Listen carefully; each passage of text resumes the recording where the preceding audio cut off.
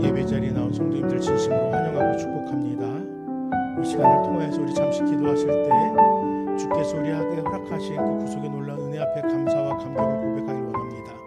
더 나아가 우리의 삶의 그 구원에 합당한 성화의 삶을 살아가며 마침내 우리 가운데서 이루어진 하나님의 나라가 우리의 삶 속에서 또 우리와 함께하는 지체들 모든 삶 속에서 함께 누려지게 해달라고 기도하길 원합니다.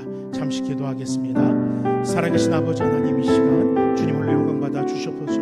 주께 구원받은 자들이 주께서 허락하신 성령의 강권을 따라서 함께 예배의 자리에 나왔습니다. 한 번 더 기도하고 한 번 더 주의 말씀을 묵상하며 다시금 주님의 뜻을 따라 살아갈 것을 결단하기 위해 이 자리에 나왔습니다. 구원하신 주님, 우리의 삶의 그 구원에 합당한 삶을 살아갈 수 있도록 오늘 이 시간에도 이끌어 주시옵소서. 특별히 나온 자들을 기억하여 주시고 그들의 일상에서의 간절한 기도와 소망이 아버지 문득문득 주님의 뜻 앞에서 죄 놀라운 역사 앞에서 응답되어 줄 수 있도록 함께하여 주시옵소서. 주님 홀로 영광받아 주시옵소서. 주님만 우리 삶의 주인이시라고 고백하는 사랑하는 주의 백성들의 예배를 기뻐받아 주시옵소서. 살아계신 아버지 하나님, 감사합니다. 이 시간 마음을 다하고 뜻을 다하고 성품을 다하여 주님 앞에 나아갑니다. 이 예배를 주님 홀로 영광받아 주시옵소서. 이 예배 가운데 주님 마주하여 주시고 놀라우신 사랑이 사랑하는 나눔교회 성도들이 그 구원에 합당한 예배로, 그 구원에 합당한 삶으로 아버지 다시금 고백하는 귀한 시간 될 수 있도록 함께하여 주시옵소서. 예수님 이름으로 간절히 기도드립니다. 아멘. 우리 함께 찬양으로 하나님 앞에 영광 올려드리겠습니다. 오 신실하신 주 내 아버지여, 늘 함께 계시니 두려움 없네. 그 사랑 변찮고 날 지키시며 어제나 오늘이 한결같네. 오 신실하신 주, 오 신실하신 주, 날마다 자비를 베푸시며 일용할 모든 것 내려주시니 오 신실하신 주, 나의 구주. 봄철과 또 여름, 가을과 겨울, 해와 달 별들도 만물이 주 영광 드러내도다. 신실한 주 사랑 나타내네. 오 신실하신 주, 오 신실하신 주, 날마다 자비를 베푸시며 일용할 모든 것 내려주시니 오 신실하신 주, 나의 구주. 내 죄를 사하여 안위하시고 조친히 오셔서 인도하네. 오늘의 힘 되고 내일의 소망, 주만이 만복을 내리시네. 오 신실하신 주, 오 신실하신 주, 날마다 자비를 베푸시며 일용할 모든 것 내려주시니. 오 신실하신 주, 나의 구주. 오 신실하신 주, 오 신실하신 주, 오 신실하신 주, 날마다 자비를 베푸시며 일용할 모든 것 내려주시니. 오 신실하신 주, 나의 구주. 내 영혼의 햇빛 비치니 주 영광 찬란해. 이 세상 어떤 빛보다 이 빛 더 빛나네. 주의 영광 빛난 광채 내게 비춰주시옵소서. 그 밝은 얼굴 배울 때 나의 영혼 기쁘다. 내 영혼에 노래 있으니 주 찬양합니다. 주 귀를 기울이시사 다 듣고 계시네. 주의 영광 빛난 광채 내게 비춰 주시옵소서. 그 밝은 얼굴 배울 때 나의 영혼 기쁘다. 내 영혼의 봄날 되어서 주 함께 하실 때 그 평화 내게 깃들고 주 은혜 꽃 빛난 광채 내게 비춰 주시옵소서. 그 밝은 얼굴 배울 때 나의 영혼 기쁘다. 내 영혼에 희락이 있고 큰 소망 넘치네. 주 예수 복을 주시고 또 내려주시네. 주의 영광 빛난 광채 내게 비춰 주시옵소서. 그 밝은 얼굴 배울 때 나의 영혼 기쁘다. 주 예수 내 맘에 들어와 계신 후 변하여 새 사람 되고 내가 늘 바라던 참빛을 찾음도 주 예수 내 맘에 오심. 주 예수 내 맘에 오심. 주 예수 내 맘에 오심. 물밀듯 내 맘에 기쁨이 넘치는 주 예수 내 맘에 오심.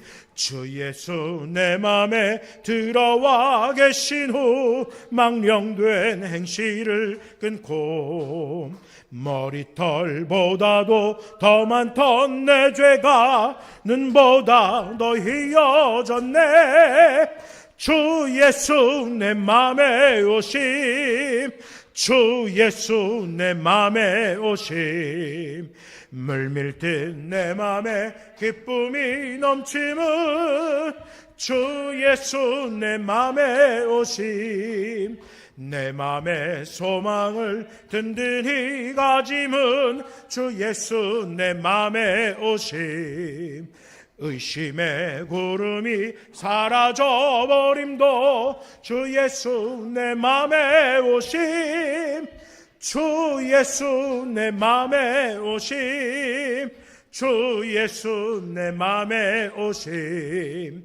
물밀듯 내 맘에 기쁨이 넘침은 주 예수 내 맘에 오심. 사망의 음침한 골짜기 가다가 밝은 빛 홀연히 비춰 저 멀리 하늘문 환하게 보임도 주 예수 내 맘에 오심.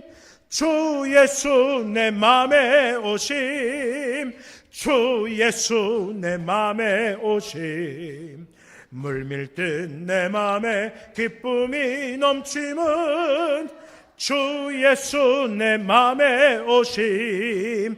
내가 저 천성에 올라가 살기는 주 예수 내 맘에 오심. 천성에 올라가 주님을 뵈리니 그 기쁨 비길 데 없네.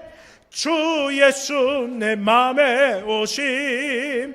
주 예수 내 맘에 오심. 물밀듯 내 맘에 기쁨이 넘침은 주 예수 내 맘에 오심. 아버지 하나님 감사합니다.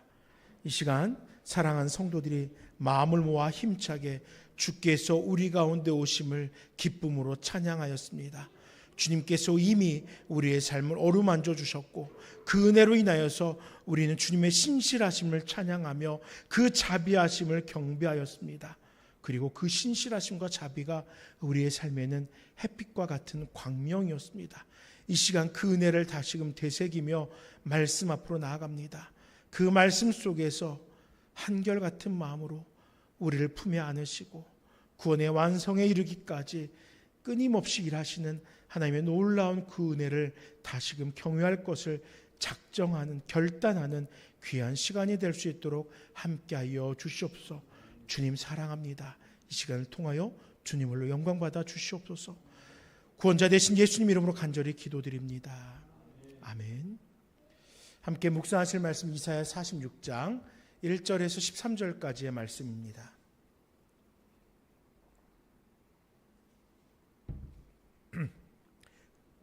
구약성경 1025쪽 이사야서 46장 1절에서 13절의 말씀을 한 절씩 교독하고 말씀 묵상하도록 하겠습니다. 벨은 엎드려졌고 누보는 구부러졌도다. 그들의 우상들은 짐승과 가축에게 실렸으니 너희가 떠매고 다니던 그것들이 피곤한 짐승의 무거운 짐이 되었도다.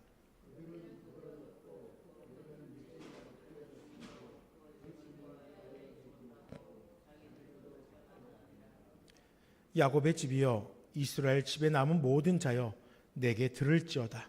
배에서 태어남으로부터 내게 안겼고 태에서 남으로부터 내게 업힌 너희여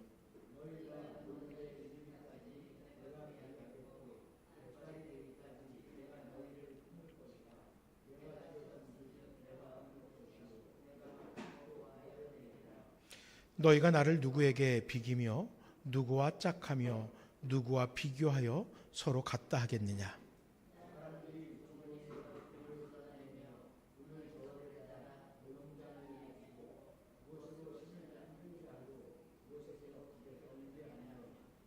그것을 들어 어깨에 메어다가 그의 처소에 두면 그것이 서 있고 거기에서 능히 움직이지 못하며 그에게 부르짖어도 능히 응답하지 못하며 고난에서 구하여 내지도 못하느니라.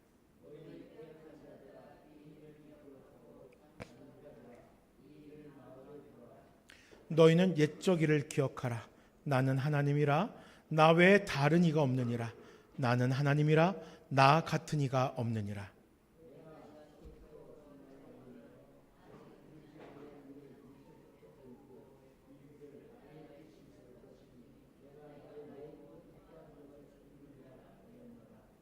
내가 동쪽에서 사나운 날짐승을 부르며 먼 나라에서 나의 뜻을 이룰 사람을 부를 것이라.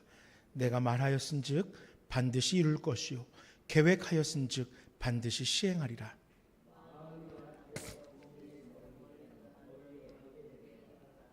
내가 나의 공의를 가깝게 할 것인즉 그것이 멀지 아니하나니 나의 구원이 지체하지 아니할 것이라.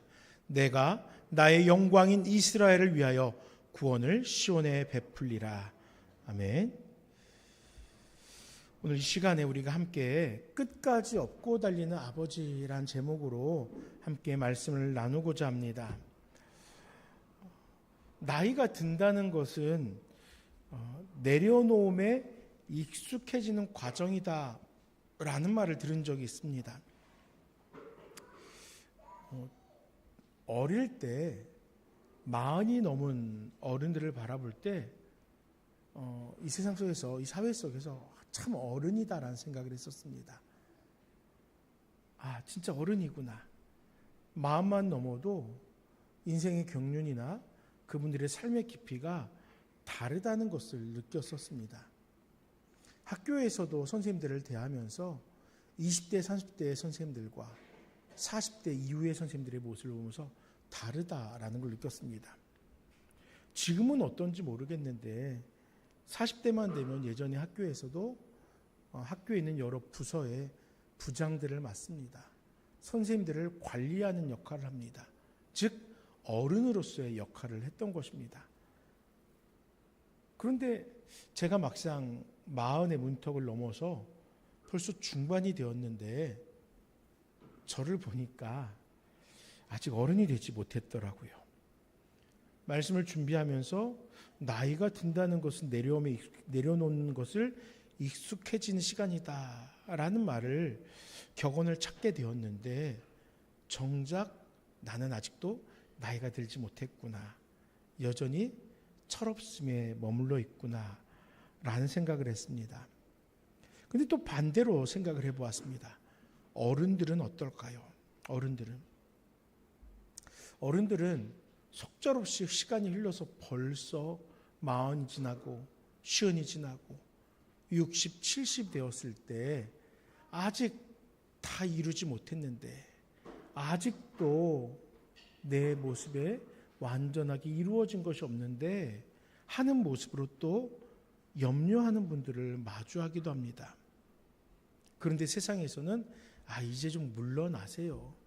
이제 그만하셔도 되잖아요. 라는 이야기를 듣고 때로는 상처를 받기도 하고 벌써 이렇게 시간이 지났네? 라는 쓸쓸함을 느끼게도 됩니다. 그러면서 어른들이 느끼는 것이 내 자녀들에게 내가 이렇게 대우받으면 어떻게 되지? 무거운 짐으로 느껴지고 물러나줘야 될 대상으로 여겨질까 봐 아마 어른들 고민이 많으실 겁니다. 또 교회나 우리 각자가 섞여 살아가는 공동체에서도 그런 비슷한 눈으로 이렇게 바라볼까 봐 염려가 됩니다. 장로님, 옛날이랑 지금은 달라요. 실제로 장로님들께 한 얘기에서 들었습니다. 이제 은퇴를 앞두고 있는, 일인을 목전에 두고 있는 장로님에게 이제 40이 조금 넘은 장로님이 그렇게 말씀하시더라고요. 연세 많으신 장로님이 서운하셔갖고 저를 붙들고 그래도 그렇게 말하면 안 되지 하는 것을 경험했던 적이 있습니다. 세상의 기준으로 볼 때 나이가 든다는 것 느끼기에 따라 다르지만 공통적으로 많은 사람들은 늙는 것은 이제 물러날 때를 준비해야 된다라고 바라보는 것 같습니다. 그래서 너무나 서글픕니다. 그런데 말씀을 준비하면서 한 예화를 찾다가 82인가요?가 되어서 소천한 한 미국의 남성분 이야기를 듣게 되었습니다. 그분이 결혼을 조금 일찍 했어요. 20대 초반에. 아이를 일찍 낳았어요. 그분이 돌아가실 때 그 아들의 나이가 60이었습니다. 그런데 아버지가 돌아가시고 나서 2년 후에 그 아들 되시는 분이 돌아가셨어요. 왜냐면요, 그 아들이 어릴 적부터 중증 소아마비 환자였습니다. 그래서 걷지도 못하고 홀로 자기의 몸을 움직일 수 없던 분이에요. 그러니 그 곁에는 늘 아버지가 있었던 거예요. 아버지가 늘 그 아들의 작은 움직임 하나까지도 살펴주었던 것입니다. 그런데 어느 날 이 아들이 그 아버지에게 이야기를 했어요. 말은 못하는데 이제 전신마비가 되신 분들은 눈동자로 이렇게 글자를 하나씩 짚어가면서 말을 조합하거든요. 아주 힘들어요. 알파벳 한 글자 한 글자를 이렇게 그거예요 이렇게 깜빡깜빡거리면서 표시를 하면서 문장을 만들었습니다. 아빠, 달리고 싶어요. 그 말을 한 거예요. 이 아버지가 그 말을 듣고 그 아들을 품에 안고 달리기 시작했습니다. 80살이 넘도록 달렸던 거예요. 마라톤과 철인 3종 경기를 무려 1000번이나 완주를 했다고 합니다. 이 아들이 그 달리며 마주하는 바람 속에서 느끼는 그 자유함, 그 자유함에 기뻐하는 모습을 바라보면서 이 아버지는 힘이 닿는 데까지 달렸던 것이에요. 세상에 어떤 사람들은 나이가 든다는 것은 퇴장하는 것으로 느낄 수 있고 또 나이가 드는 것은 무력해지는 것으로 이야기할 수 있습니다. 그런데 이 예화를 통해 저는 그것을 느꼈습니다. 아니다. 우리의 부모들은 내 사랑하는 자녀들과 지금도 달리고 있다. 내 자녀들의 구원을 위하여 지금도 끊임없이 기도하고 있다. 내 자녀들이 하나님의 품 안에서 거룩한 나라의 백성으로 자리할 수 있도록 끊임없이 달리고 있다라는 것입니다. 그럼 여러분, 우리 부모님들은 그것을 어디서 배웠을까요? 끝까지 내 자녀를 업고 달리며 그 구원에 대해서 주께 구하는 그 기도의 모습 어디서 배웠겠습니까?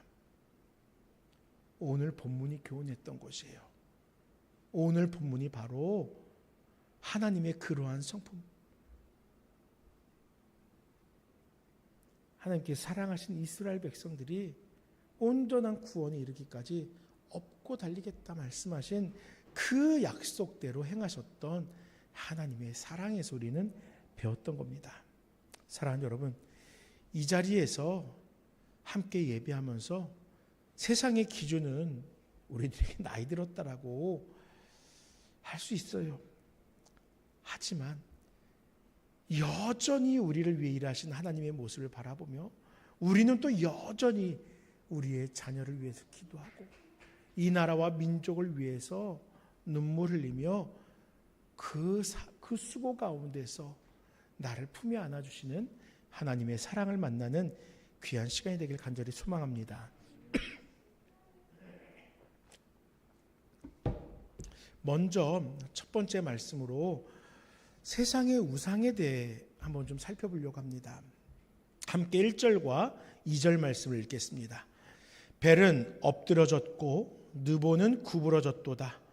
그들의 우상들은 짐승과 가축에게 실렸으니 너희가 떠매고 다니던 그것들이 피곤한 짐승의 무거운 짐이 되었도다. 그들은 구부러졌고 그들은 일제히 엎드러졌으므로 그 짐을 구하여 내지 못하고 자기들도 잡혀갔느니라. 아멘. 본문에 보니까 우상의 이름이 등장합니다. 바벨론이 섬겼던 우상 벨과 느보입니다. 바벨론 사람들은요, 이 벨이 온 세상을 다스리고 또 풍요를 공급한다라고 믿었습니다. 또 느보는 이 벨의 아들 신이고요, 지혜와 학문을 주관한다라고 여겼던 거예요. 그러니까 이 벨과 느보면은 그냥 세상을 다 다스릴 수 있는 거예요. 풍족하고 똑똑하고 그들만 숭배해도 잘 살 수 있다, 그랬던 겁니다. 그래서 바벨론 사람들은 매년 새해가 되면은 온갖 보화로 치장된 이 우상들을 이 신상들을 수레에다 싣고 퍼레이드 행진하면서 칭송했던 거예요. 만세를 불렀겠죠. 엄청난 많은 예식들, 또 그 앞에 꿇어 엎드리면서 벨신이여 느보신이여 우리에게 함께하여 주십시오. 아마 이렇게 칭송했을 거예요. 그런데 어떻게 된지 아십니까? 그렇게 수레에 태워갖고 다니면서 칭송하였던 그 신들이 짐덩이가 됩니다. 바사왕, 페르시아 왕 고레스가 쳐들어오자 상황이 달라졌어요. 그 위대해 보이던 신상들은 스스로를 구원하지 못하잖아요. 우상이 자기들을 어떻게 구원합니까? 게다가 도망해야 될 그 수레 위에 올라앉아서 무거워서 가축들이 끌고 사람이 밀어도 쉽게 나가지 못하는 거예요. 피난 행렬을 지체시키는 겁니다. 거추장스러운 거예요. 짐짝이 되는 거예요. 결국 스스로 걷지도 못하는 우상들은 전쟁터에서 약탈당했고요. 이방 나라의 전리품으로 잡혀가는 것밖에 다른 길이 없었던 것입니다.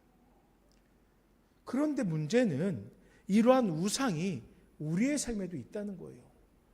우리가 평생 동안 돈이라는 신, 또 자식의 성공이라는 신을 우리 삶에, 우리 어깨에 짊어지고 살았다는 겁니다. 그런데 육신의 질병이 찾아오고 영혼의 위기가 찾아오면 어떻게 됩니까? 돈으로 우리의 통증 멈추지 못합니다. 자식들의 성공이 우리의 영혼의 허무함을 채우지 못합니다. 오히려 그 짐들을 유지하려고 지키려고 허리가 꺾입니다. 영혼이 탈진합니다.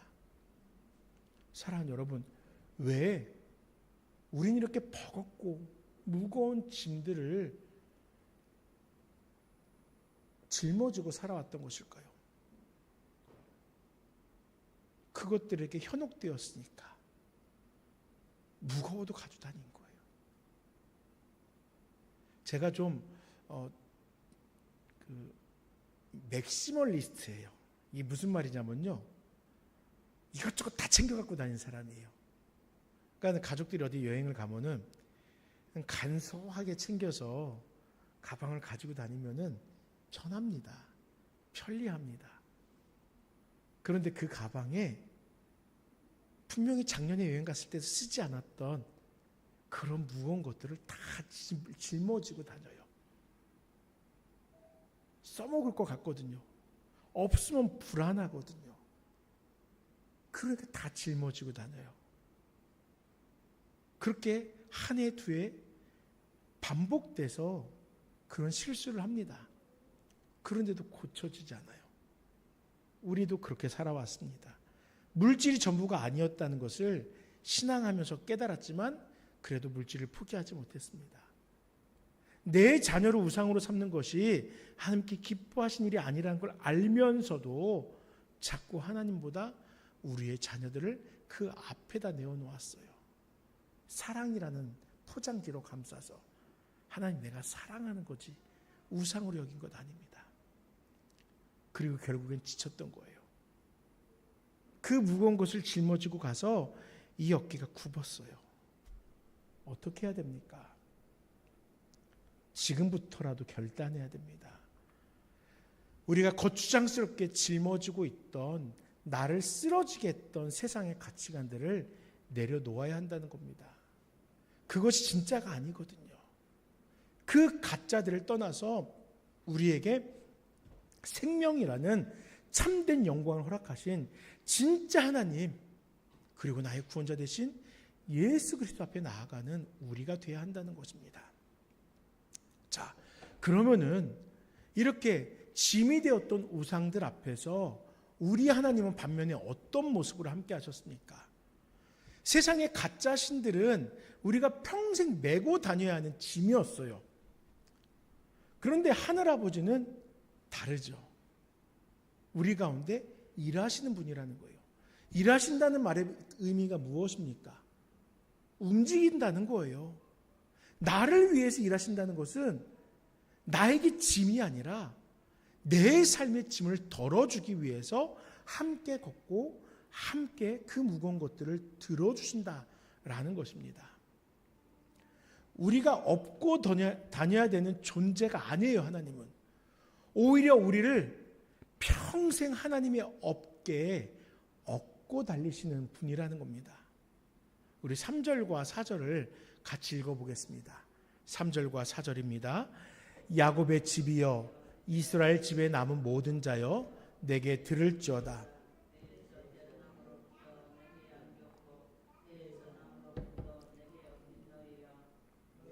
노년에 이르기까지 내가 그리하겠고 백발이 되기까지 내가 너희를 품을 것이라. 내가 지었은즉 내가 업을 것이요 내가 품고 구하여 내리라. 아멘. 놀랍지 않습니까? 우리를 업고 달리신다고 하시잖아요. 내가 지었으니까 내가 업을 것이다. 내가 품고 구하여 내리라 말씀하지 않습니까?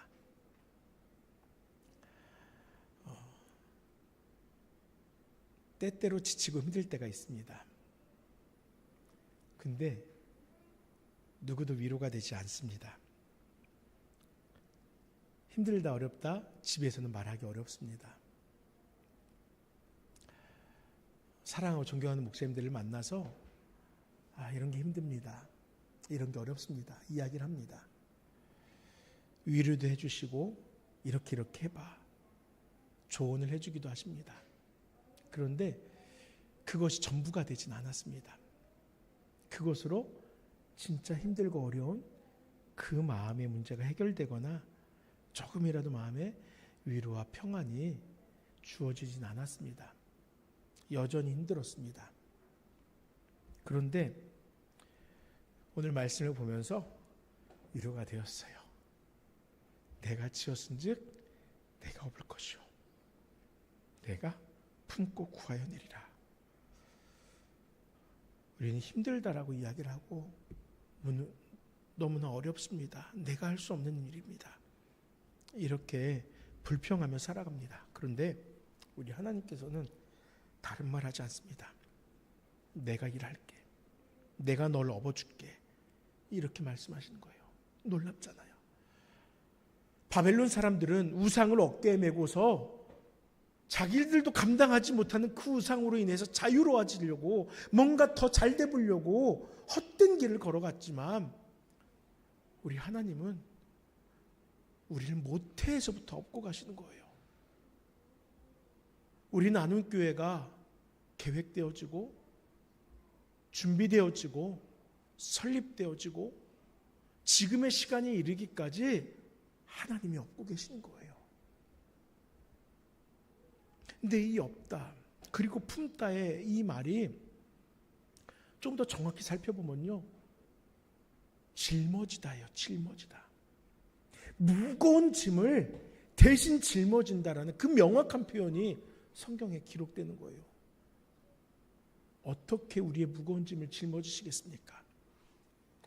이사야서 53장 4절 말씀에 그리고 11절 말씀에 우리가 너무나 잘 아는 말씀으로 그 방법을 이야기합니다. 그는 실로 우리의 질고를 지고 우리의 슬픔을 당하였거늘 또 그들의 죄악을 친히 담당하리로다. 3절과 11절의 말씀이 이렇게 말합니다. 그리스도께서 십자가라는 가장 무겁고 참혹한 죄의 형벌을 그리스도의 어깨에 메고 골고다를 올라가셨습니다. 짊어지셨던 거예요. 주님이 우리의 슬픔과 약함 그리고 모든 죄악의 짐을 친히 감당하셨기에 품으셨기에 우린 참된 안식을 얻을 수 있는 것입니다. 자녀들에게 짐이 된 것 같아 괴로울 때도 있고 내 뜻대로 계획이 이루어지지 않아서 그 짐으로 인해 고난을 느낄 때도 있습니다. 그런데 우리 아버지는 그렇게 실패한 것과 같은 우리, 이제는 무기력해지고 무능력해진 것과 같은 우리 여전히 짊어지고 있습니다. 앞서 말씀드렸던 그 아버지 딕 호이트라는 그 아버지가 무려 80세가 넘도록 그 그 아들을 짊어지고 살았던 것처럼 하나님은 자녀된 우리의 인생 여정 그 가운데에서 평생 우리를 업고 가시면서 너희 무기력한 자 아니야. 너네 실패하지 않았어. 지쳤어? 힘들어? 고단해? 나한테서 쉬어. 우리를 부담스럽지 않으시고 부담스럽다 여기지 않으시고 우리를 이렇게 위로할 것입니다. 신명기 1장 31절 말씀에 광야에서도 너희가 당하였거니와 사람이 자기의 아들을 안는 것 같이 너희의 하나님 여호와께서 너희가 걸어온 길에서 너희를 안으사 이곳까지 이르게 하셨느니라. 아멘. 하나님은 우리를 안으십니다. 여호와의 뜻에 이르게 하실 것입니다. 모태에서 시작된 우리를 안아주신 하나님의 그 사랑은 오늘에 이르기까지 단 한순간도 멈추짐이 없었습니다. 우리는 결코 하나님의 짐이 아니에요. 그러므로 우리는 하나님의 기쁨이고 하나님의 사랑이 대상인 것을 기억하면서 내가 나이가 들어 무기력해졌어도 내 뜻대로 이루어지지 않는 일들로 인해서 불평과 불만이 쌓여가고 있어도 내 마음을 그렇게 흔들어 놓았던 세상의 우상들과 가치관들을 과감히 떨쳐내고 은혜 가득한 하늘 아버지의 어깨 위에 우리의 삶을 내려놓고 평안을 누리는 우리 모두가 되길 소망합니다. 마지막으로 구원을 완성하신 하나님에 대해서 살펴보겠습니다. 쇠약해졌죠. 또 불확실함으로 염려하기도 합니다. 그런데 우리가 함께 읽은 본문은 우리의 이런 시간의 지남, 노화죠. 또 뜻대로 이루어지 못해서 실패한 것과 같은 쇠락의 가정, 그 모든 것들 아니라고 얘기를 하더라고요. 우리의 마지막 그 순간에도 여전히 하나님은 일하고 계시다는 거예요. 우리는 안 되는구나 포기하려는 그 순간에도 하나님은 하나님의 계획대로 포기가 아닌 그것 역시도 하나님의 은혜가 되게 한다는 것입니다. 10절과 11절 말씀 함께 읽겠습니다. 내가 시초부터 종말을 알리며 아직 이루지 아니한 일을 옛적부터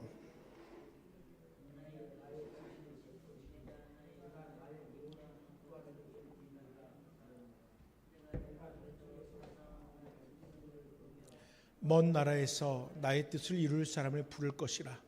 내가 말하였은즉 반드시 이룰 것이요 계획하였은즉 반드시 실천하리라. 아멘. 하나님께서 뭐라고 말씀하십니까? 부른다니요? 우리의 시초부터 종말까지 함께하기 위해서 그 순간순간들에 우리를 도울 자들을 부르신다는 거예요. 그게 바로 바사 제국의 고레스였습니다. 고레스를 통해서 바벨론을 정복하십니다. 무너뜨렸던 거예요. 최강대국이었어요, 바벨론은 그 당시에. 근데 그들이 멸망합니다. 그리고 이스라엘은 해방돼요. 이건 단지 역사적으로 그러했다라는 것을 말하는 것이 아닙니다. 하나님께서 이스라엘 백성에게 작정하신 그 계획, 오만하였던 이스라엘이 다시금 철저하게 낮아지고 엎드려져서 다시 하나님께로 돌아오기에 그들이 회복되고 돌아서는 데 필요한 시간 70년을 작정하시고 바벨론으로 그들을 속박하셨어요. 그리고 70년이 되었을 때는 고레스를 통하여 바벨론을 속박하면서 이스라엘에게는 하나님에게로 다시 돌아가 예배하도록 하셨던 것입니다. 그렇게 깨달았기에 그들은 말씀 앞에 서고 하나님을 예배하기 위해 힘썼던 것입니다. 처음부터 끝까지 모든 것을 내다보시는 계획 가운데 이끌어 가시는 하나님의 신실하심이 지금 모든 상황을 철저하게 이끌어가고 있었던 거예요. 그럼 생각해 보세요. 한 나라를, 한 시대를 이끌어 가셨던 하나님이잖아요. 그리고 그뿐이었습니까? 그와 같은 역사들이 끊임없이 이 세대 속에서 반복되어 왔어요. 세상의 역사도 단편적으로 기록하지만 그 안에서 하나님의 주신 섭리를 따라서 살펴보면요, 끊임없이 그 역사는 하나님의 특정한 중심으로 놓고 일하고 있었던 걸 발견할 수 있습니다. 우리의 인생도 마찬가지입니다. 우리의 탄생부터 우리 지난날의 삶 모든 순간들을, 또 여전히 지금도, 그리고 앞날까지도 하나님의 계획 속에 있는 거예요. 70억 인구라고 하잖아요. 하나님에게는 70억 개의 계획들이 있는 거예요. 그 70억 명을 하나하나를 주인공으로 삼아서 기가 막히게 절묘하게 조화되도록 하면서 이 역사를 이끌어 가시는 거예요. 그렇다면은 내가 나이 들었다고, 또 당장 내가 무기력하다고, 내가 당장 실패했다고 하나님은 우리를 폐기하실까요? 아니에요. 지금 이 상황도 하나님의 계획 속에 있었던 것입니다. 지는 해 또는 노화 또는 쇠락, 나락, 세상은요 이렇게 자꾸 욕하고 비하하면서 우리를 깎아내릴지 모르겠지만요, 하나님은 그러지 않습니다. 그 가운데서 일하시는 거예요. 그 인생의 경륜을 통해서 일하시고 그 인생의 삶에 누려왔던 그 흔적들을 다시금 끌어모아서 다음 세대를 준비케 하는 것이고요. 또 이렇게 작은 교회가 설 수 있도록 기도하는 일에 쓸모있게 하시는 거예요. 그게 하나님의 계획입니다. 시편 92편 14절 말씀은 그들은 늙어도 여전히 결실하며 진액이 풍족하고 빛이 청청하다 라고 말씀합니다. 힘이 빠진 노년이 아니었습니다. 실패한 삶이 아니었습니다. 우리를 끝까지 업고 달리시는 그 하나님의 일하심이 있기에요, 우리는 여전히 일할 자인 것이고 여전히 하나님의 영광을 드러내기에 부족함 없는 자들이고 여전히 이 세상에 있어야 될 존재라는 것입니다. 하나님께서 지금 우리와 함께 하십니다. 그리고 우리로 하여금 하나님께 뜻하신 그 구원에 다가가도록 끊임없이 인도해 가십니다. 우리의 삶을 통하여서 하나님의 영광을 우리의 삶, 이 땅, 이 시대의 삶 속에 드러내실 것입니다. 왜요? 하나님이 바로 역사의 주관자시고 그 인생들의 주관을 이루기 위해서 우리를 업고 달리시는 분이기 때문입니다. 우리 함께 그 하나님의 어깨 위에서 우리를 구원하시는, 그 구원을 이뤄가시는 하나님의 어깨 위에서 흔들림 없는 안식과 평안함을 누리는 저 우리 사랑 모든 성도님들 되길 바랍니다. 이제 말씀을 정리하겠습니다. 우리는 스스로를 위해서 무거운 짐들을 어깨에 메고 있었을지 모릅니다. 여러 가지가 있어요. 제가 돈과 자식만 얘기했지만 그것뿐이겠습니까? 분명히 많은 짐들이 우리에게 놓여 있었을 거예요. 하지만 그것들이 우리의 인생의 위로가 되지도 못했고 또 고단함, 일상만을 안겨주기만 했습니다. 즉 우리가 품어왔던 가짜, 우상이었다는 것입니다. 그런데 우리 하나님은 어떻다고요? 우리에게 짐을 요구하잖아요. 나를 예배하기 위해서 이런 거 해야 돼. 나하고 함께하기 위해서 이런 수고를 해야 돼. 이런 거 하지 않습니다. 우리를 모태에서부터 품으셨고 독생자 예수 그리스도를 십자가 대속을 통해서 모든 죄짐을 대신 어깨에 짊어지셨습니다. 그리고 백발이 되도록 우리의 인생이 하나님의 부르심에 이를 때까지 우리를 품어주십니다. 업어주십니다. 구원하십니다. 그럼 우리 어떻게 살아야 됩니까? 우리는 그냥 하나님의 자녀로 살면 돼요. 디코이트의 아들 니코이트, 그도 생각이 있는데 소아마비로 몸은 마비됐지만 생각은 있거든요. 사고는 성장하거든요. 그런데도 60이 되도록 아버지의 품에서 뛰었어요. 왜요? 자녀니까요. 그것을 통해서 그 아버지가 또한 기뻐하신다는 걸 아니까 그렇게 살았습니다. 우리 하나님이 우리 아버지 되심을 고백한다면은 그것은 곧 내 삶을 전적으로 하나님께 맡깁니다 라는 고백으로 이어지게 될 것입니다. 그렇게 되면 하나님은 더 기뻐하심으로 우리를 업고 마지막 때까지 우리와 함께 하실 것입니다.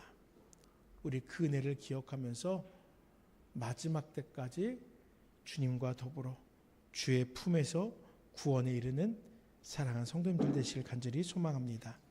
기도하겠습니다. 사랑의 주여, 우리의 힘으로 우리의 삶을 책임지려고 하였습니다.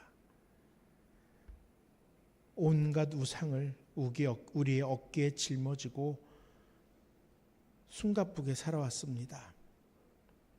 그 우상과 함께했던 삶을 주님 회개하오니 이제 그 모든 것을 내려놓은 우리의 삶을 아버지의 삶 속에 함께하게 하시고 주님과 함께 동행하며 마침내 이루어질 구원으로 인하여 감사하고 감격하는 우리 모두 되게 하여 주시옵소서.